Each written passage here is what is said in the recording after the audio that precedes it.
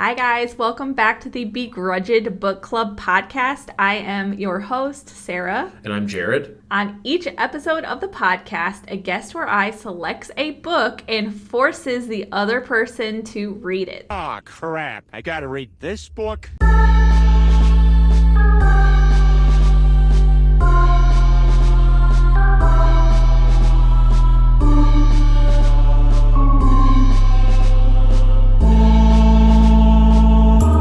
Begrudged Book Club. On the last episode of the Begrudged Book Club podcast, I was the first one to pick, and I picked Twilight. And then in retaliation for that, this time I chose the book and I selected Dune by Frank Herbert. If you went to the movie theater and you saw Dune Part 1 and 2 for Timothée Chalamet and you're kind of on the fence about reading the book, then this is the perfect episode for you. We're going to break down the plot with commentary. Duke Leto Atreides of House Atreides, ruler of the ocean world Caladan, is assigned by the Padishah Emperor Shaddam IV to serve as fief, designated territorial ruler of the planet Arrakis. Although Arrakis is a harsh and inhospitable desert planet, it is of enormous importance because it is the only planetary source of Malang, or the spice, a unique and incredibly valuable substance that extends human youth, vitality, and lifespan. It is also through the consumption of spice that Spacing Guild navigators are able to effect safe interstellar travel.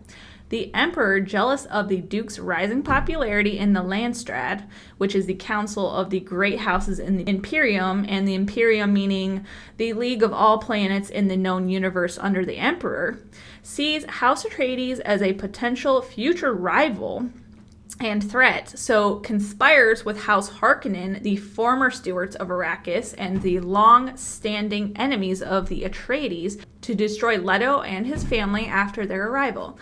Leto is aware his assignment is a trap of some kind, but is compelled to obey the Emperor's orders anyway. So far in this story, my take is that House Atreides seems to be like the only house with any honor in this universe. Agreed. And especially Duke Leto, he is like personally my favorite character. He seems like the only like good like character in the whole story, and he's kind of like the Ned Stark of Dune, basically. Yeah, similarly to Game of Thrones, Dune has a lot of many complex characters, but it's basically a diverse universe populated by shitty people. But the Atreides are the shining stars among that group. They actually have an ethical code that they operate by. In contrast to the Atreides, the Harkonnens are consumed by decadence and sadism. They are the archetypical evil side of the good versus evil conflict. They're the bad guys, and Atreides, Duke Leto in particular, is like the good guy. Yeah, and the story really sets itself up as, initially anyway, as sort of a hero's journey type tale, you know, all the standard good versus evil archetypes, definitely sort of a coming of age or almost even young adult, maybe sort of bent to it because the protagonist, Paul, is a 15-year-old boy.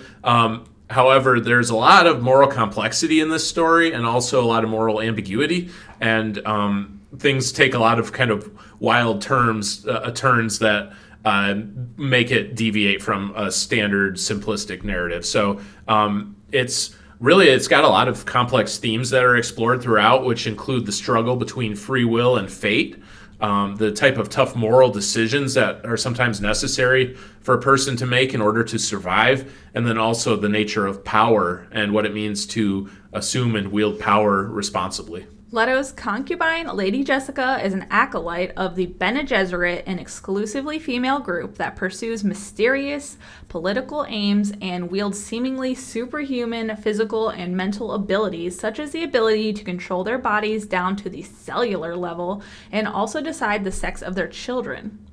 Though Jessica was instructed by the Bene Gesserit to bear a daughter as part of their breeding program, super weird, out of love for Leto, she bore a son, Paul.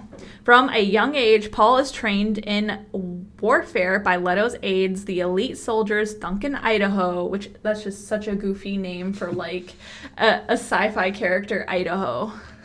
Okay. He's a potato slicing, hatchet wielding. No, yeah, it kind of makes him I sound thought like a that was weird. lumberjack. It just like jumped off the page for me, like Idaho. Duncan, I know. Yeah, I This know. is like a sci-fi, like an outer space on a different planet. I kept getting hungry for Dunkin' Donuts too. Oh my God! Duncan, Idaho, and Gurney Halleck. Thufir Hawat, the Duke's Mentat. So a Mentat is like a human computer able to store vast amounts of data and perform advanced calculations on demand. He instructed Paul in the ways of political intrigue. Jessica has also trained her son in Bene Gesserit disciplines. And by doing so, Jessica really went rogue because the Bene Gesserits are, as Sarah said, they're an exclusively female order. And not only had they ordered her to have a daughter, which she did not do, she had a son. She also trained him in their methods, which was a big, big no-no. And it's interesting, the whole family situation. The Duke and Jessica are a couple, but as Sarah said, Jessica is the Duke's concubine. Technically, they're not legally married, and she's referred to as a concubine. And actually, the whole novel has this like really strange preoccupation with concubinage. Concubines just get talked about throughout, so kind of interesting. And you always wonder what was going on there and the influence on that. But anyways, but they really love each other and they live together as essentially as a faithful married couple, even though they're not legally married. And this example will actually prove to be something that influences Paul later in a decision that he will make. And another thing that's interesting is the fact that Paul's elite breeding and training from these multiple sources. Well, he's the product of strategic genetic unions. It was ordained that someone from Jessica's bloodline, which we'll talk about later, would marry or reproduce with someone from the Atreides bloodline. And part of that was the idea that something would be produced called the Kwisatz Haderach. And we're going to talk about that as well. But anyways, his elite breeding and training, which was sort of strategic by the Bene Gesserits as far as the breeding aspect, but then which was kind of the training was undertaken by Jessica without their permission. But anyways, all that sort of comes together in a confluence, and he has these incredible abilities and shows just this high level of competence like across the board. But this is all sort of a product of environment and breeding. So where he really comes of age and where he will truly become a man in the story is when he starts to choose for himself the path that he needs to take, which will involve synthesizing all of these elements from his past and all of these abilities which he has been given, essentially, but choose how to go his own way and make the correct decision using his position. Paul's prophetic dreams interest Jessica's superior, the Reverend Mother Gaius Helen Moam. She subjects Paul to a deadly test. She holds a poisoned needle, the Gom Jobber, to his neck, ready to strike should he withdraw his hand from a box, which creates extreme pain by nerve induction, but causes no physical damage. I just think that concept is so crazy, dude. This is to test Paul's ability to endure the pain so as not to die on the tip of the needle, to confirm that his human strength can overcome his animal instinct. Basically trying to ensure that he can exert mind over matter, so to speak. Mm-hmm. Paul passes the test by enduring greater pain than any woman who has ever been subjected to the test. Which it was sort of, I think, purposely rigged by the Reverend Mother to hope that he would fail, because I think she resents his training. So you might be, saying to yourself, wow, Jessica allowed Paul to be subjected to this. She, must be a shittier mother than Ruby Frankie. But what you find is that Jessica actually really does love Paul. But she is a product of her upbringing. Although she does, like I said, show an ability to kind of rebel against that at times in order to protect her family. But she, more or less, she's a Bene Gesserit through and through. And Paul's going to take the test. They're going to find out, if he can pass or not. And the Reverend Mother, on the other hand, is like the epitome of the Bene Gesserit preoccupations with power and manipulation. And she is basically just all in on the Bene Gesserit agenda, and she has like little to no sense of morality or affection outside of that agenda. There are characters throughout this book who refer to the Bene Gesserits as witches. Space witches. I mean, they're not they're witches, right? They're not totally wrong. And it's funny though, because the Bene Gesserit order is surrounded in this like weird pseudo-religious sort of ornamentation and ritual, and they're not in the least bit actually religious. Everything that they do is like psychological, scientific, political, but essentially they're working on trying to basically eugenics. They're trying to engineer humanity to go a certain direction and also further their own ambition. But they cloud it in this weird, they're basically a cult. They cloud it in this like weird kind of hocus pocus thing, and people give them a lot of sort of respect, and I think they're mostly just scared of them, basically. So they're extremely sus. Yeah, but extremely sus. But they're just always hanging out in the seats of power, like exerting influence in this universe. Paul and his parents travel with their household to occupy Arrakeen, the capital of Arrakis, aka Dune, formerly held by House Harkonnen. Leto learns of the dangers involving in harvesting the spice, which is protected by giant sandworms, which are super nasty, weird popcorn bucket creatures, and seek to negotiate with the planet's indigenous Fremen people, seeking them as a valuable ally rather than foes. Soon after the Atreides' arrival, Harkonnen forces attack, joined by the Emperor's ferocious Sardaukar troops in disguise. Leto is betrayed by his personal physician, the Suk Doctor Wellington Yueh, who delivers a drugged Leto to the Baron Vladimir Harkonnen and his twisted mentat, Peter de Vries. Yeah, now one thing that's funny is I like it how like some of the characters in Dune have these super alien names, and then others are really basic. Like, at least in Southwest Michigan where I grew up, you could probably just like, every other block find like a Christian Reformed church full of Dutch American people and walk in and meet a man named Peter de Vries. So like and then there's other people. Or Duncan, Idaho. And yeah, well, no, but like, and then and Paul, Jessica, and then there's like other people whose names are, Wellington Yueh or Thufir Hawat or whatever. Vladimir Harkonnen. Make my brain hurt. I guess the Harkonnens are Russian. I don't know, but anyways, it's weird. Or having to say the Reverend Mother's full name. Yeah, every time. Constantly. Gaius, Helena, Mohair, whatever the hell, like Molehair. Yeah, you could just say Reverend Mother. We get it. Like, I don't know, but and I wanted to highlight the fact that the Sardaukar troops, the Imperial bodyguard, they're in disguise, but they're working with the Harkonnen, fighting with them. Reason for that being that the Emperor has to engage in these kind of underhanded schemes with the Harkonnens instead of just openly opposing the Atreides, because he doesn't want the other great houses to know that he himself started acting aggressively towards the Atreides or betrayed them, because then they mostly like the Atreides, but also it would make them nervous about their own standing if like the Emperor's just going to randomly attack you, and they might actually side against him, and then there'd be a whole war where he could get displaced. So he's really being shady. He's going underhanded. He's working with the Harkonnens, but he doesn't want anyone to know that he has a hand in the plot. Yueh, who performed the kidnapping of Leto under duress because his wife was being tortured to death by the Harkonnens, he arranges for Jessica and Paul to escape into the desert, where they are presumed dead by the Harkonnens. Yueh replaces one of Leto's teeth with a poison gas capsule, hoping Leto can kill the Baron during their encounter. Peter kills Yueh, and the Baron narrowly avoids the gas due to his defensive shield, which kills Leto, Peter, and the others in the room. Baron forces Hawat to take over Peter's position by dosing him with a long-lasting fatal poison and threatening to withhold the regular antidote doses unless he obeys. That is just such a crazy, like... Those Harkonnens, they're real sweethearts, aren't they? It's just so absurd, It's just such an absurd, like... Everything's convoluted and like, demented. That's just so convoluted. I just would respect just putting a bullet in somebody's head or just whatever, It's like these people are just... But anyways. So while Hawat follows the Baron's orders, he works secretly to undermine the Harkonnens.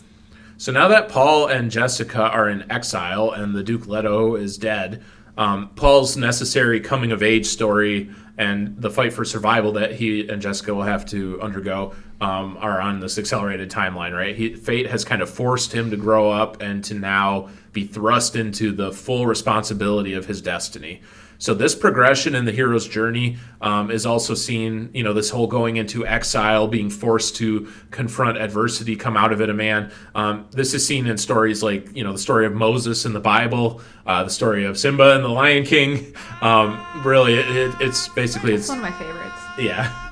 And the Lion King is also, by the way, pretty much Hamlet, but Yeah. for children. But yeah, basically it's just that archetype of having to go into the desert, confront adversity, and see if you can make it out on the other side. So I really like the way that the story goes through that progression, but it does it in a very unique way.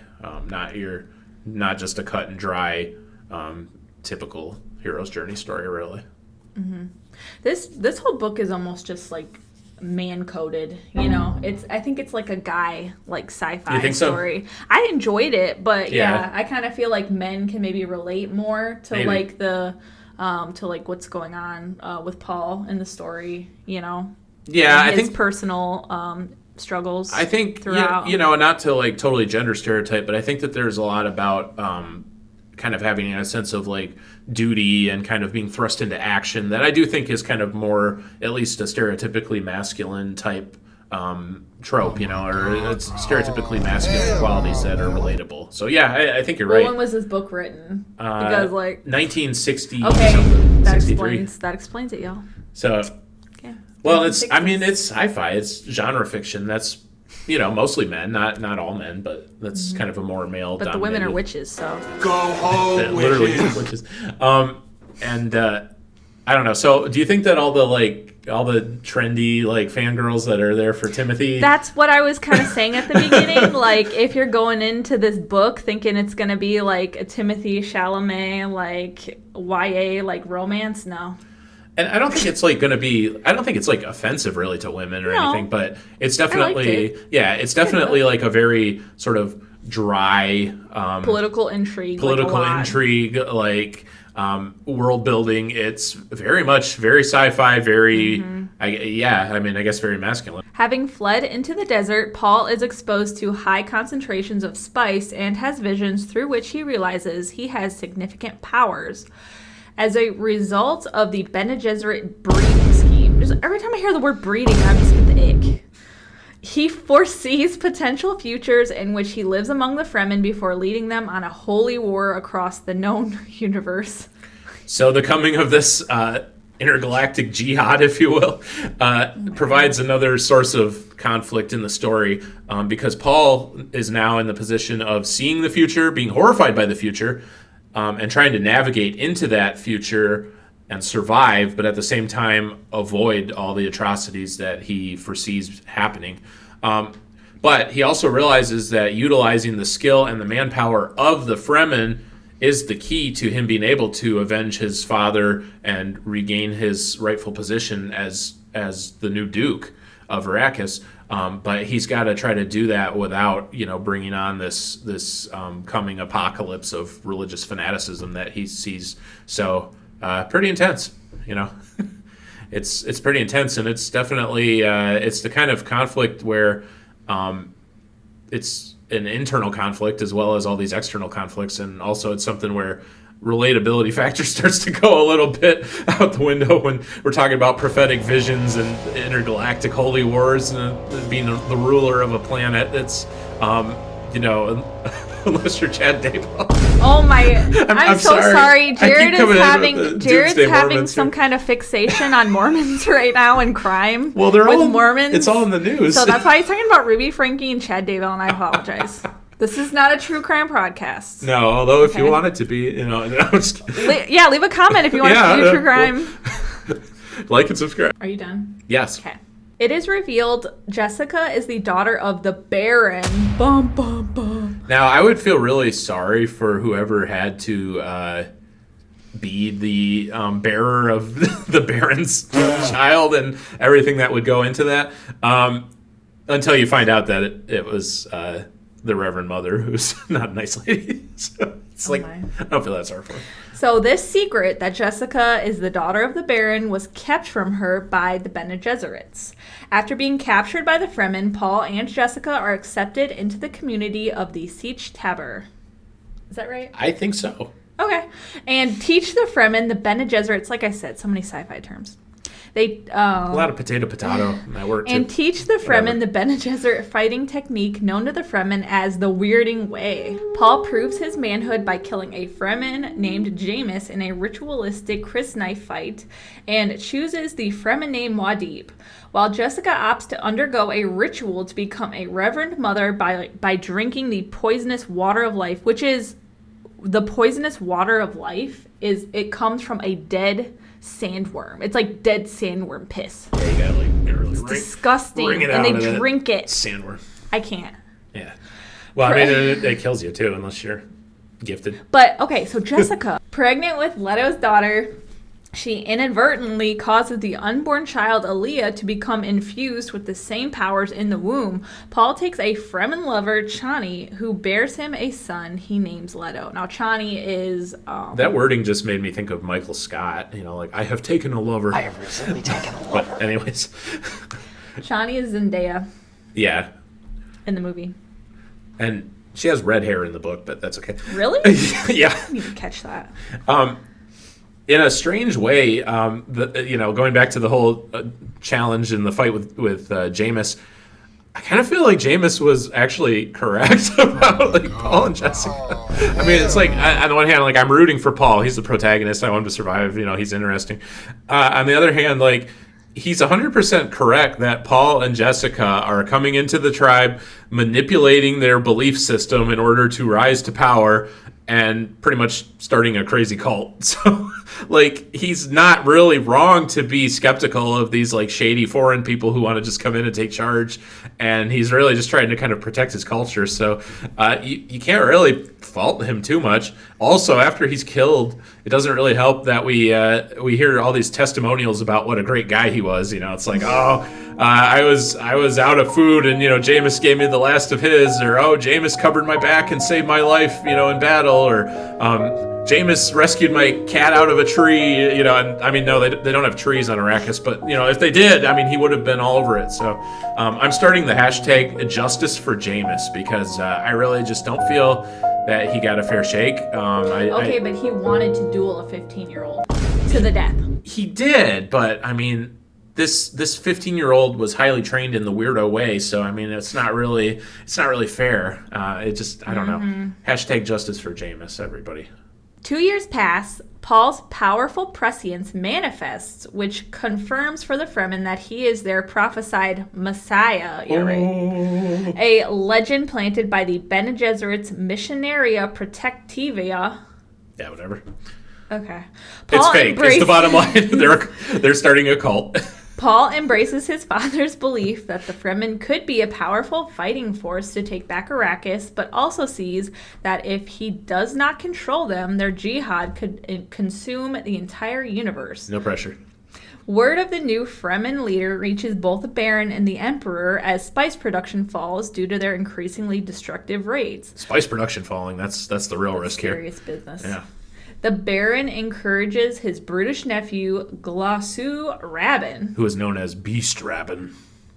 Glossu. Is that French? It's not anything in this crazy book.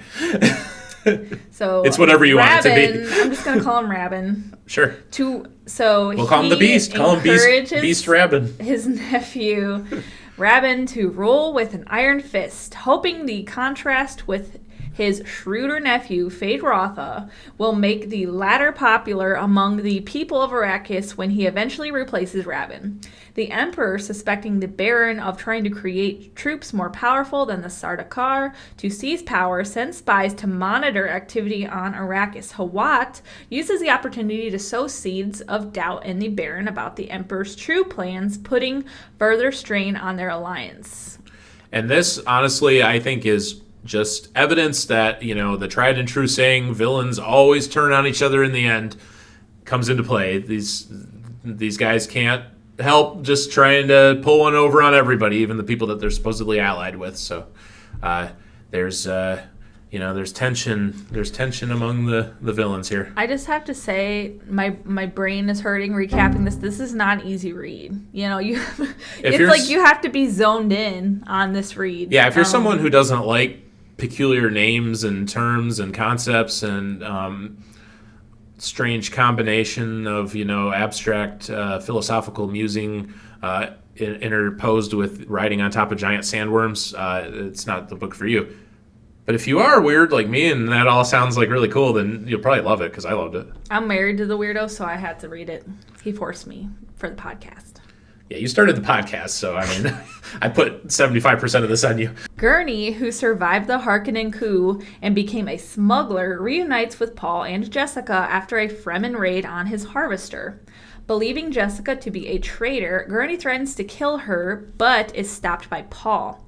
Paul did not foresee Gurney's attack and concludes he must increase his prescience by drinking the water of life, which is worm piss, which is traditionally fatal to males, Only women can drink worm piss in this world, and they're witches.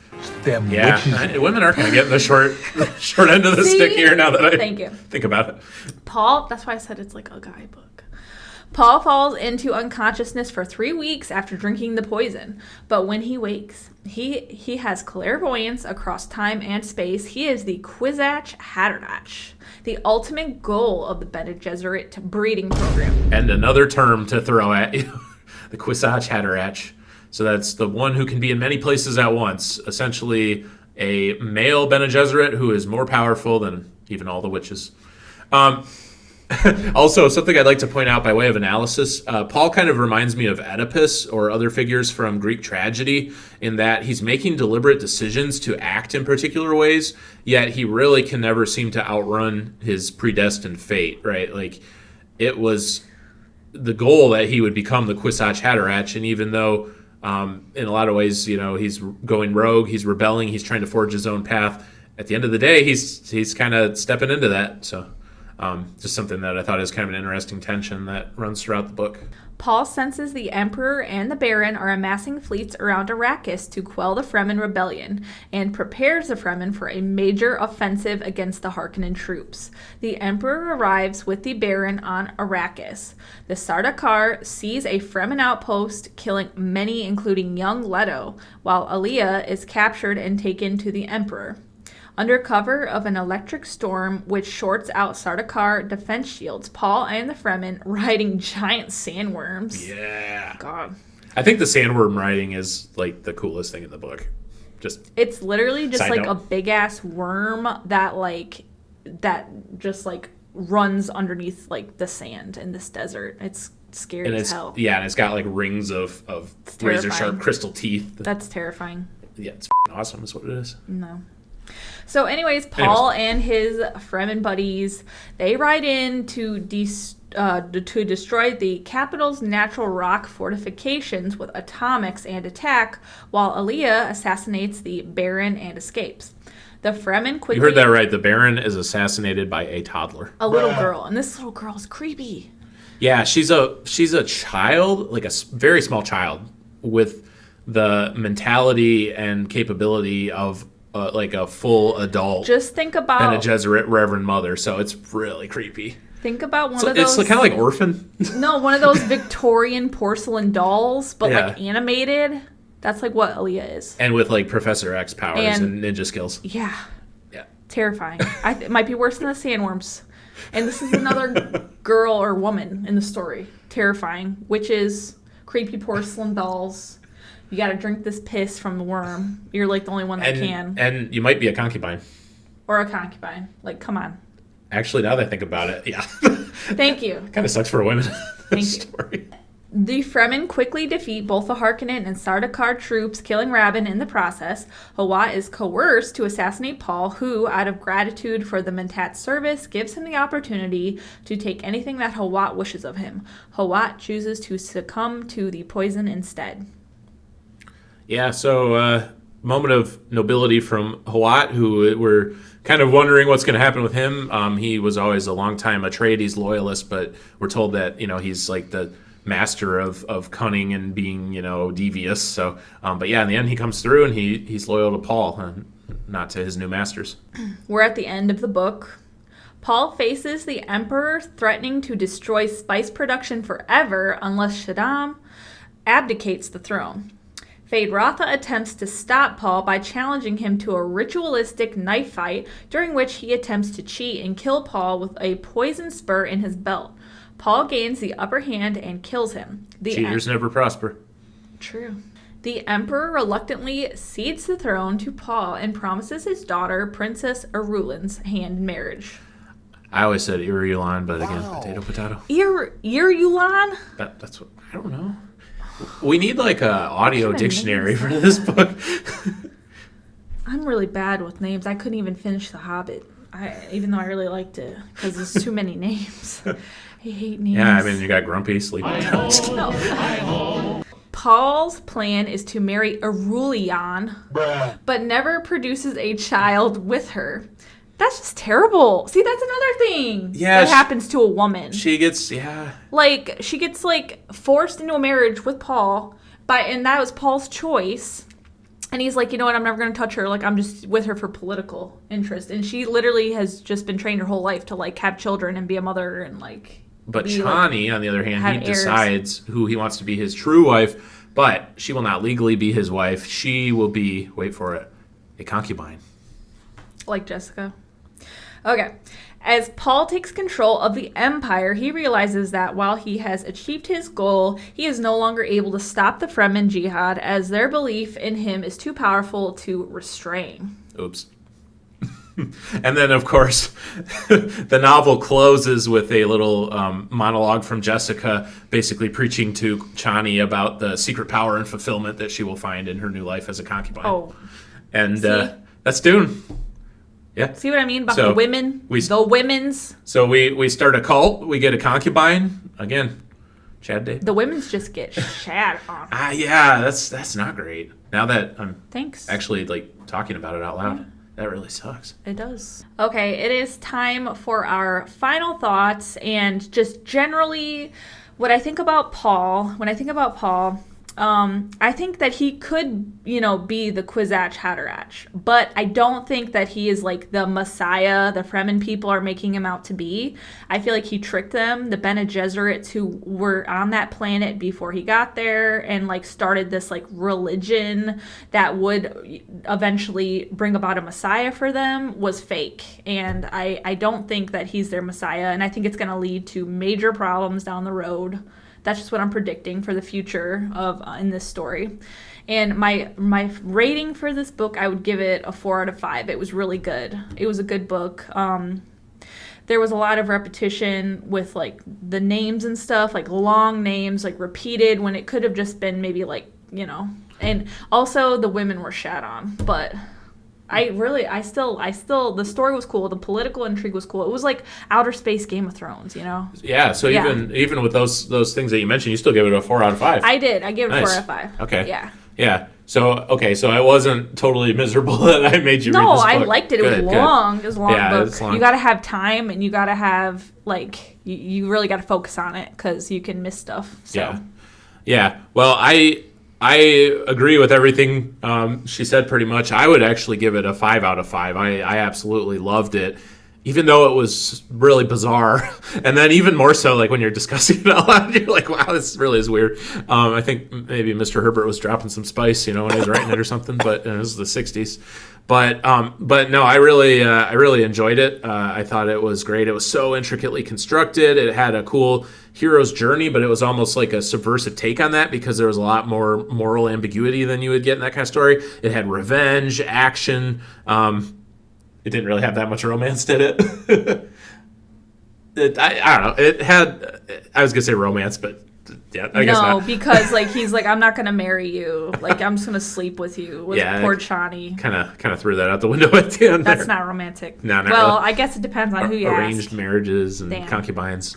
Yeah, well, but the movie seemed more romantic. Kind of. Yeah, that's what I'm saying. I'm like warning you. Like if you went to the movies for Timothée Chalamet, just wait. Like don't read this book. I don't know. It's good though. I'd tell everybody to read the book, but okay. You have to want to read a book of this type. It's definitely genre fiction, very complex, a little bit dry at times, but really good. Really, we only scratched the surface of a lot of the philosophical and political ideas that are explored, and nothing really gets a nice clean answer. It's just a lot of questions, a lot of things to really ponder. So yeah, I loved it. I personally intend to read all the sequels now, at least the ones that were written by Frank Herbert. I understand that others went on and wrote like 20 more books after, so I'm not going to read all those, but I am going to read the 6 in the original Dune Chronicles. That's my goal. So You have fun with that. I will. Thanks.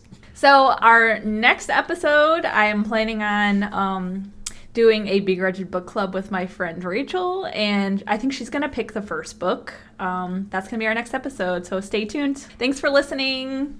Bye, guys. Bye.